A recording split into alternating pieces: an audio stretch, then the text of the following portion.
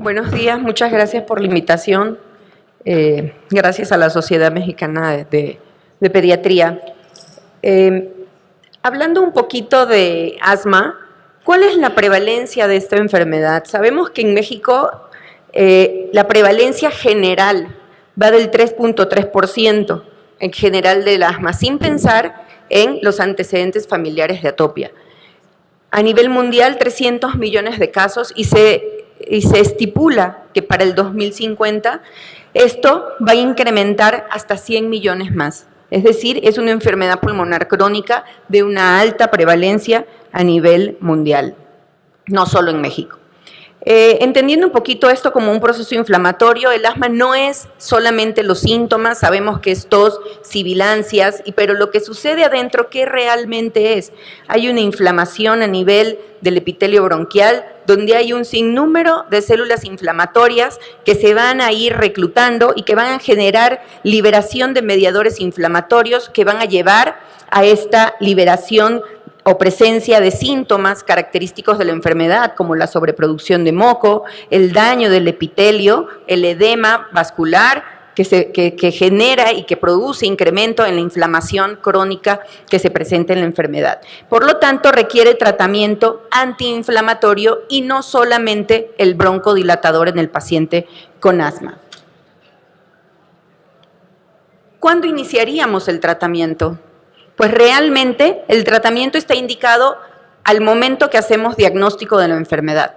No quiere decir que tiene poquitos síntomas y lo vamos a empezar después de 5 años, después de 2 años, vamos a ver cómo va este año, todavía está muy chiquito. No, hay muchos estudios que se han evaluado que el inicio del tratamiento de la enfermedad va a generar una mejoría de la función pulmonar y vamos a evitar que haya daño a nivel bronquial con disminución o una función pulmonar limitada que no tenga una mejoría. Podemos ver en este estudio que aquellos pacientes que empiezan tempranamente con esteroides inhalados van a tener una mejor función pulmonar que aquellos que tienen un retraso en el tratamiento a lo largo de los años, y de estos hay varios estudios que evalúan a lo largo del tiempo la evolución de los pacientes con asma. Por lo tanto, una de las cosas importantes con las que nos debemos de quedar, que el tratamiento se debe de iniciar inmediatamente después de haber hecho el diagnóstico. ¿Y cómo hacemos el diagnóstico? Porque es muy sencillo cuando los síntomas son muy claros, pero como sabemos en pediatría, no siempre al inicio de los síntomas pudiéramos pensar que estamos ante un paciente con asma. ¿Por qué? Porque al inicio de los síntomas, o cuando tenemos pacientes de 3 años, 2 años, 4 años, hay otras entidades que pudieron darnos la misma sintomatología y no necesariamente estar ante un paciente con asma. Por esto las guías GIMA, que son las guías mexicanas de asma, que les recomiendo que las bajen tanto de la página de internet de la Sociedad de Neumología como de la Sociedad de Alergia de México, están gratuitos, la pueden bajar, es una guía muy completa, muy buena, donde nos dice qué hacer cuando tenemos sospecha de esta enfermedad. Y entonces podemos ver que tenemos, en caso de muy probable, poco probable y probable. Cuando el paciente tiene síntomas muy probables, es decir, tiene clínica de asma, tiene función pulmonar compatible con obstrucción bronquial, es decir, un BEF1 y un PEF, es decir, un flujo expiratorio pico, compatible con asma, con datos de obstrucción, iniciamos tratamiento. Ahí, sin vuelta atrás. Cuando es probable, es decir, que nos queda a veces la duda, tiene síntomas, tiene datos de obstrucción, pero no tiene datos de reversibilidad, igual iniciamos tratamiento. Si este paciente tiene clínica, pero no tiene función pulmonar compatible, es decir, no tiene un flujo expiratorio pico, no tiene datos de obstrucción a nivel bronquial en una espirometría, cuando el paciente puede hacerla, entonces iniciamos tratamiento y lo evaluamos en los siguientes meses. Si este paciente es poco probable, no tiene reversibilidad y no tiene sintomatología de obstrucción, pero tiene clínica, hacemos diagnóstico diferencial en pediatría con otras entidades como, por ejemplo, bronquiolitis, como infecciones respiratorias que nos pudieran generar esta enfermedad. Si es poco probable de síntomas clínicos, pero nos queda la duda y este paciente tiene datos de obstrucción, pero no tiene reversibilidad, no iniciamos tratamiento, hacemos diagnóstico diferencial y evaluamos al paciente. Y si este paciente no tiene síntomas, no tiene datos de obstrucción y no tiene nada de datos de reversibilidad, pues tampoco empezamos tratamiento y buscamos, por otro lado, por qué tiene esta sintomatología. Existen algunos estudios, y este es uno de los que más nos gusta, donde se basa un poco en el estudio START. Es un estudio que evalúa pacientes con asma, con exacerbaciones graves, que tenían a lo largo de los años, y entonces se evaluó durante 3 años y eran pacientes pediátricos, donde se puede observar que estos pacientes se les da este seguimiento con dosis bajas de esteroides inhalados y podemos ver que tienen una mejoría en la función pulmonar en relación a aquellos que no tenían tratamiento a lo largo del tiempo, ¿ok? ¿Por qué vemos esto? Porque si bien es cierto que las guías las hicimos para ayudarnos a dar un tratamiento en nuestros pacientes, vemos que tenemos un grupo de pacientes donde queda entre comillas el manejo, que son aquellos pacientes que tienen síntomas intermitentes, es decir, que solo tienen síntomas probablemente en épocas estacionales, donde les dejamos solamente indicado un beta-2 agonista de acción corta por razones necesarias. Pero estos pacientes pudieran tener sintomatología a lo largo del tiempo un poco más frecuente de lo esperado, unos 3 veces al año, y no les dejamos un tratamiento antiinflamatorio que sería la base ideal del manejo de nuestros pacientes. Entonces, con base a esto, este estudio podemos evaluar y ver que aquellos pacientes en relación a los que tomaron esteroides inhalados a dosis bajas en relación a placebo, podemos ver que tienen una mejor función pulmonar que aquellos que tenían placebo, donde la función pulmonar está mucho más por debajo,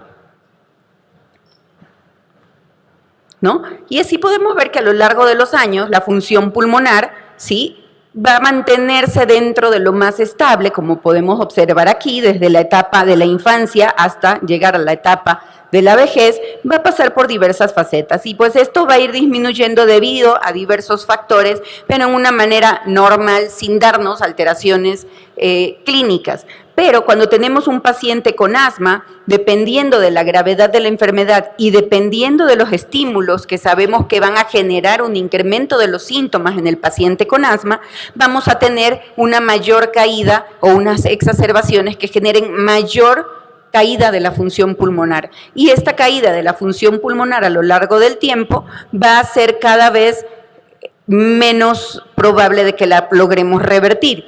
Y entonces, tiene que estar esa luz así tan que no me deje ver. Entonces podemos ver que bajo ciertos estímulos en el asma moderada va a ir una caída de la función pulmonar, pero en el paciente con asma grave la caída de la función pulmonar es mucho mayor.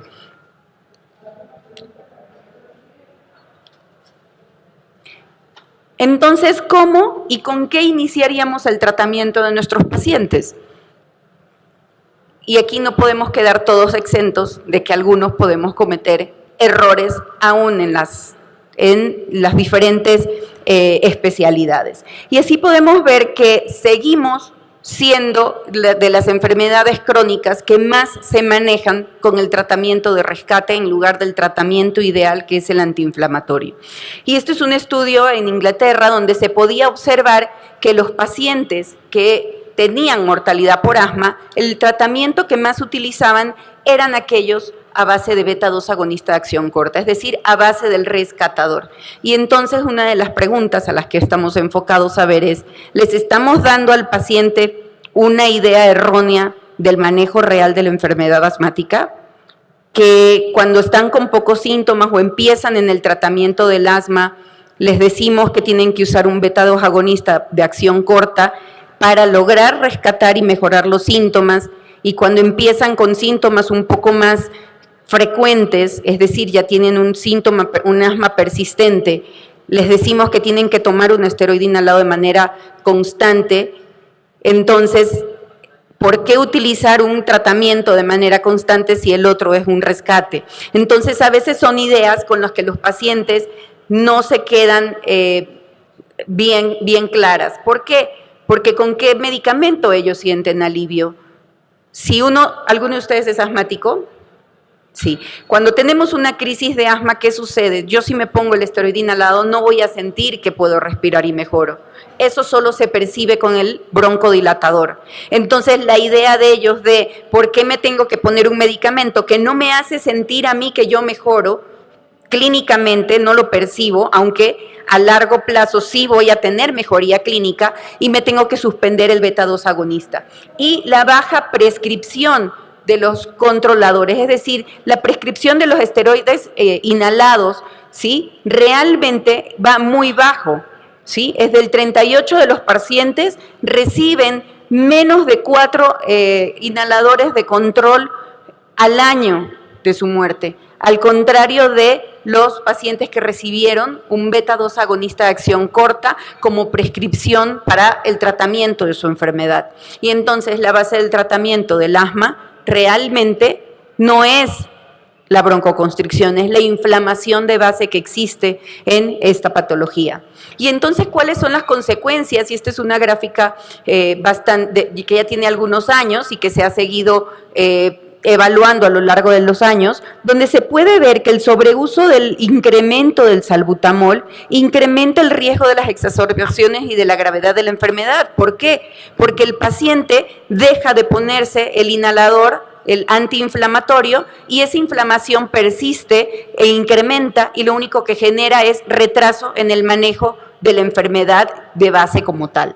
Mientras que el dar más esteroides inhalados o tratamiento antiinflamatorio disminuye, ¿sí?, la mortalidad y las exacerbaciones en estos grupos de pacientes. ¿Cuáles son las paradojas que se han ido viendo a lo largo de los años y se están evaluando en el foro de los especialistas en las guías del asma como tal? Y podemos observar que existen paradojas en el tratamiento en los 5 pasos del tratamiento del asma, y una de estas es que se recomienda el beta-2 agonista a pesar de que el asma es una inflamación crónica, es lo que les había estado comentando. Si yo le digo a mi paciente que su enfermedad tiene una inflamación de base y yo solo le estoy dejando por razones necesarias un medicamento que lo que hace es broncodilatar, yo lo dejo a él en su subconsciente una idea de que el tratamiento que lo va a mejorar es el broncodilatador por razones necesarias. ¿Y qué va a hacer cuando él no se siente tan mal? Va a suspender el antiinflamatorio y se va a dejar el broncodilatador cuando se siente mal, aunque estas sentidas mal sean frecuentes. ¿Cuál es la siguiente paradoja? Que en el primer paso, ¿sí?, el paciente utiliza por razones necesarias su medicamento en relación a los síntomas, lo que es por razones necesarias, mientras que en pasos más avanzados necesita utilizar las dosis fijas de los antiinflamatorios y entonces llega la mente del paciente. Si yo aquí estoy usando por razones necesarias y no tengo tantos síntomas, ¿por qué aquí me tengo que poner un medicamento todos los días si no me siento tan mal? La siguiente. Se está teniendo una tendencia hacia el uso de esteroides inhalados como primer línea de tratamiento, aunque él sienta que el medicamento no es el que le alivia los síntomas. ¿Por qué? Porque cuando somos asmáticos y tenemos una crisis, lo único que queremos es respirar y nos ponemos el broncodilatador. Y si eso lo mentalizamos y lo extrapolamos a lo largo de la vida, el paciente sigue teniendo eso si no le enseñamos la base del tratamiento y la fisiopatología de la enfermedad. Se emite realmente un mensaje de seguridad diferente para los broncodilatadores en las guías, siendo el beta-2 agonista de acción corta un medicamento seguro que los dejamos de manera frecuente hasta cada 4 horas, cada 15 minutos, mientras que el beta-2 agonista de acción prolongada lo ponemos como que es un medicamento que no es seguro como monoterapia.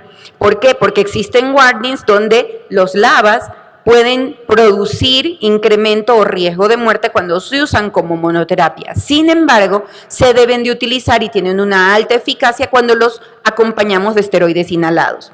¿Por qué? Porque van a mejorar su efecto sinérgico de disminuir la inflamación, mejorar la inflamación, el efecto antiinflamatorio del esteroide inhalado y mejorar el efecto broncodilatador y disminuir ese efecto de taquifilaxia que pudiera existir con un beta-2 agonista de acción corta.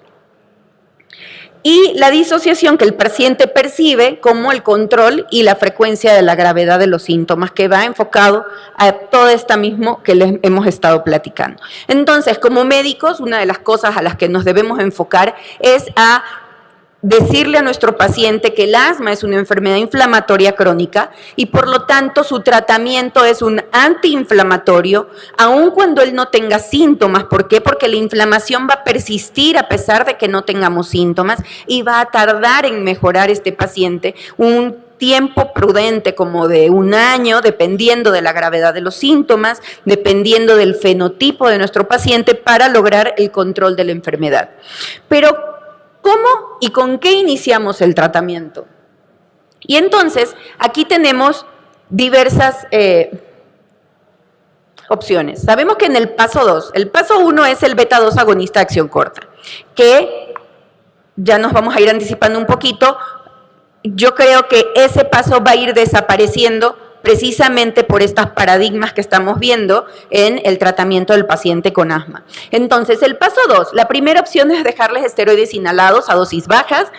Podemos dejar como alternativa del tratamiento un antagonista de los leucotrienos y como rescate un beta-2 agonista de acción corta. Eso es lo que nos dicen actualmente todas las guías, ¿ok? Por lo tanto, lo iniciaremos cuando el paciente cumpla por lo menos uno de estos pasos.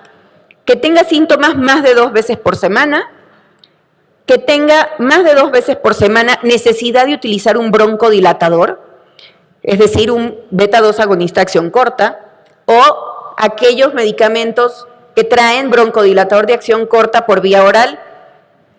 Más de 2 veces tiene despertar nocturno por asma y que haya recibido esteroides orales para una crisis asmática el último año.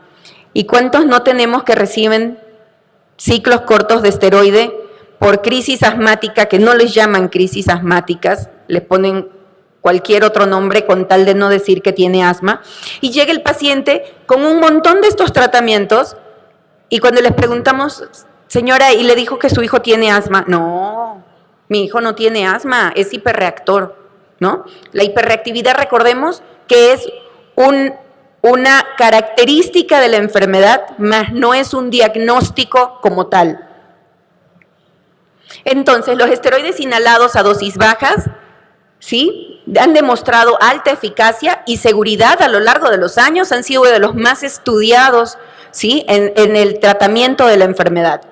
Los antileucotrienos, si bien es cierto, no tienen la eficacia de los esteroides inhalados, tienen un grupo específico de pacientes donde tienen una eficacia demostrada y que son aquellos pacientes lactantes que tienen un cuadro de sibilancias probablemente asociados a virus respiratorios que generan la persistencia de síntomas. En esos pacientes, los modificadores de los leucotrienos, la verdad, tienen muy buena acción. Las cromonas realmente cada vez están en menos uso, aquí se siguen utilizando, en ninguna de las guías ya está estipulado utilizar cromonas. ¿Por qué? Porque aunque tienen un efecto que es un estabilizador del mastocito, su efectividad antiinflamatoria es muy baja, por debajo de los antileucotrienos y muy por debajo de los esteroides inhalados. Por lo tanto, no los utilizamos. Y el ketotifeno, que realmente es un antihistamínico, tampoco se utiliza para el tratamiento del asma. Y sí lo quiero recalcar porque todavía Hay muchos pacientes tratados con ketotifeno para el manejo de la enfermedad asmática, donde sabemos que realmente no tiene ninguna utilidad. Y la inmunoterapia, que son las vacunas específicas para el paciente alérgico, tienen su utilidad en aquellos pacientes que tienen como un trasfondo, un fondo alérgico, donde vemos que la sintomatología va relacionada con esta alergia como tal, que va asociada a otras comorbilidades como la rinitis alérgica y que el paciente no tiene una mejoría o tiene exacerbaciones cuando hay exposición a estos alergenos, entonces tiene cabida la inmunoterapia, la cual debe de enfocarse para un especialista en alergia para podérsela dar de manera adecuada. ¿Cuál es el tratamiento ideal en nuestros pacientes? Pues bueno, las dosis que vamos a utilizar, recordemos que en pediatría no va a darse por miligramo por kilogramo de peso, sino que va a estar dada en dosis bajas, medias o altas, donde podemos utilizar budesonida, fluticasona, mometasona o ciclesonida a las dosis ideales, empezando por las dosis bajas e ir incrementando de acuerdo a la respuesta del paciente.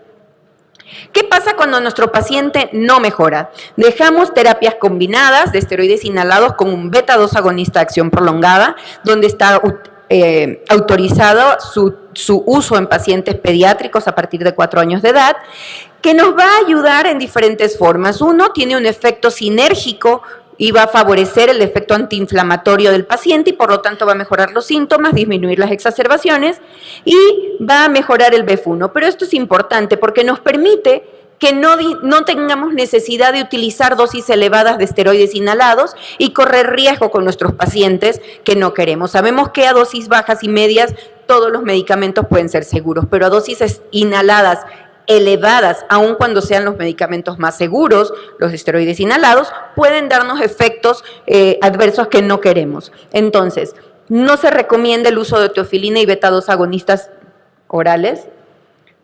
No recomendamos el uso de beta-2 agonistas de acción prolongadas como monoterapia y podemos sugerir la terapia de acción combinada de control del paciente, del mantenimiento y de rescate o de alivio de las exacerbaciones, ojo, exacerbaciones y no crisis del paciente con asma con un mismo dispositivo. ¿Por qué razón? Y a eso yo creo que va a ir enfocado a lo largo del plan, bueno, no creo, se están enfocando los expertos en las que evalúan las guías en manejo de estos pacientes, precisamente para evitar estos paradigmas del paciente de cómo uso un rescate pero no uso un antiinflamatorio. Entonces existe un grupo de pacientes y hay estudios muy bien avalados que ven la eficacia de estas terapias con un mismo medicamento de manejar el mantenimiento, el control de los síntomas con evitar las crisis de los pacientes.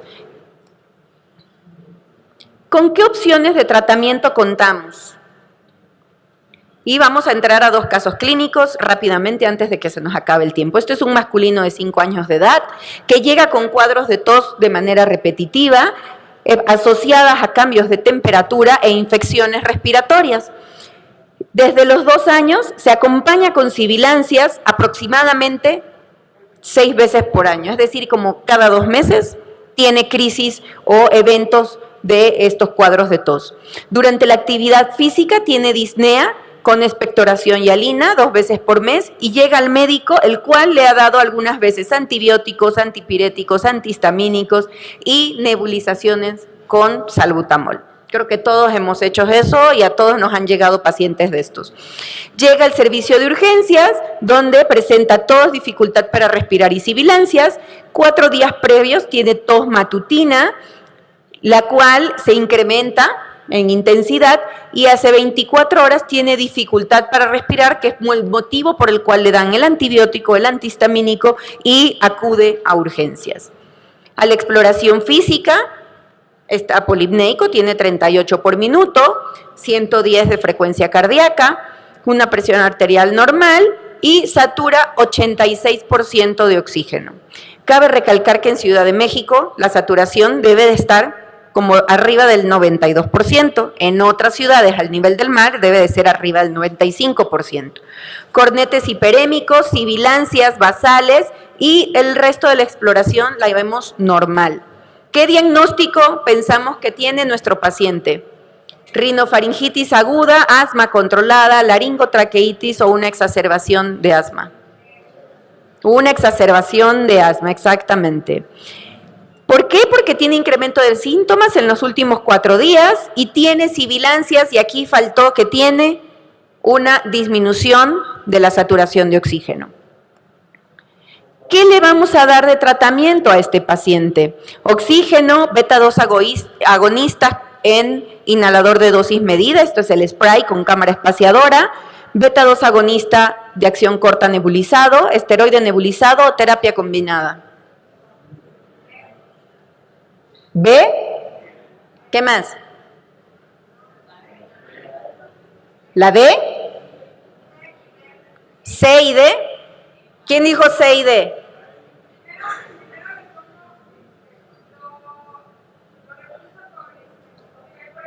Ajá.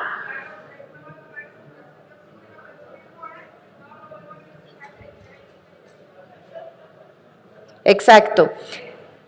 ¿Qué hacemos? ¿Qué nos dicen las guías para el paciente en una exacerbación? Está desaturado, tiene 86% de oxígeno, le tenemos que poner oxígeno.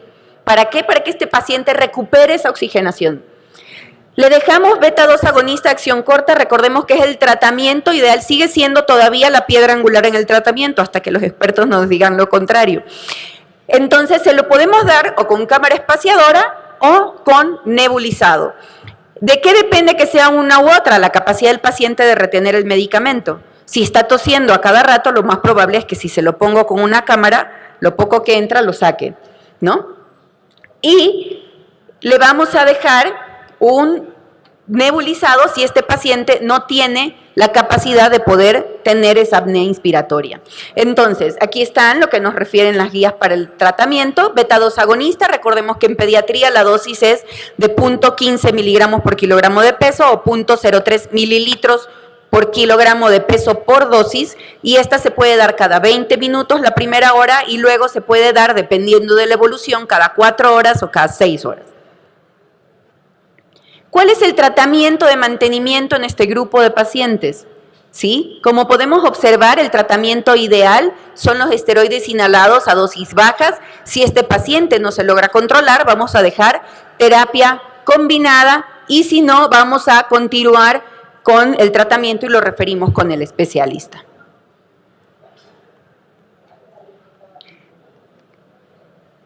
Se ha observado en diversos estudios, nada más para mostrarles la seguridad para disminuir el riesgo de exacerbaciones. Para esto es el estudio START, el estudio FACET, donde se evalúan a los pacientes que tienen esteroides inhalados durante el largo plazo a dosis bajas, disminuyendo el riesgo de exacerbaciones arriba del 55%.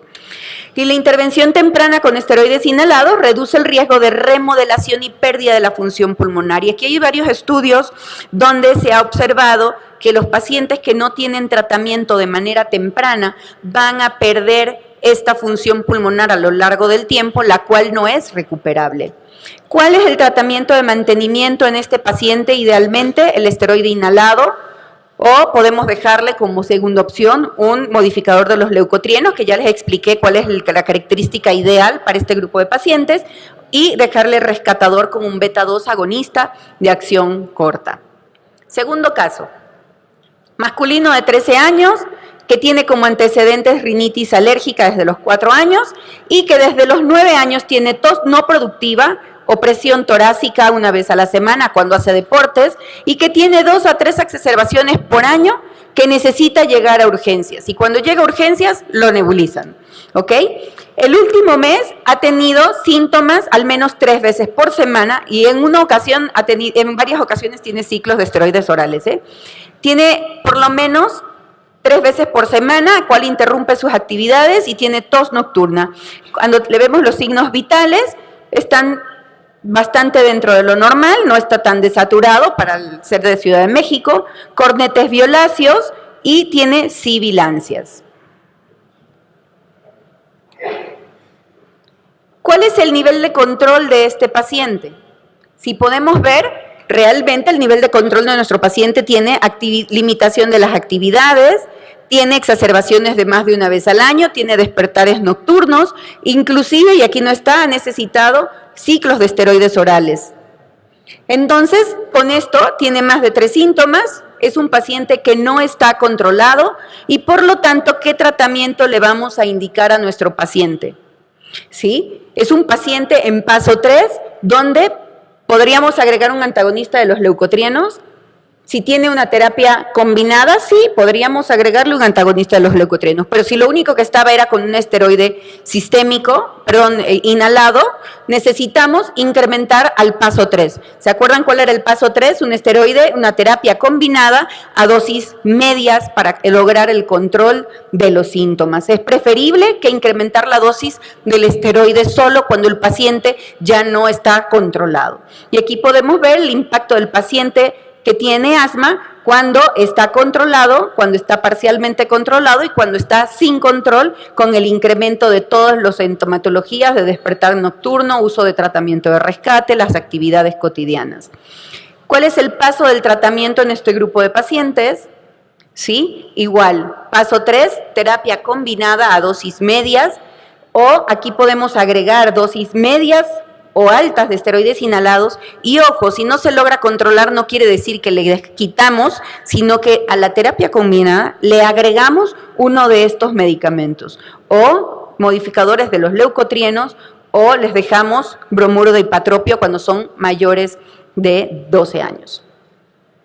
Y el rescate con terapia sinérgica de beta-2 agonista de acción prolongada con base de formoterol. ¿Por qué? Porque es el que actúa rápidamente, al igual que el salbutamol dentro de los 3 minutos, y esteroides inhalados. ¿Qué buscamos en este grupo de pacientes con respecto al esteroide inhalado? Que tengan un tamaño de partícula adecuada para llegar a la vía aérea ideal, que tenga mayor tiempo de acción en su sitio, ¿sí? Que tenga bajo riesgo de efectos adversos, que se puede utilizar en todos los casos, y con relación al beta-2 agonista de acción prolongada, que tenga un inicio de acción rápida, porque lo que queremos es sentirnos mejor, que tenga duración prolongada, que nos podamos utilizar flexibilidad de dosis y que actúe con el esteroide inhalado. Es decir, una terapia de formoterol con un esteroide inhalado. ¿Cuál es la opción ideal? El empleo del mismo dispositivo, tanto para mantenimiento como para uso de exacerbaciones, se ha observado que disminuye las exacerbaciones hasta en un 40% y el riesgo de hospitalizaciones en estos grupos de pacientes. Recordemos que el asma es una enfermedad, no es estática, es dinámica, hoy puede estar aquí, mañana puede estar controlada, pero bajo diversos estímulos puede tener crisis de asma, que es lo que debemos de enseñarle a nuestro paciente, a tener un manejo dinámico de su enfermedad.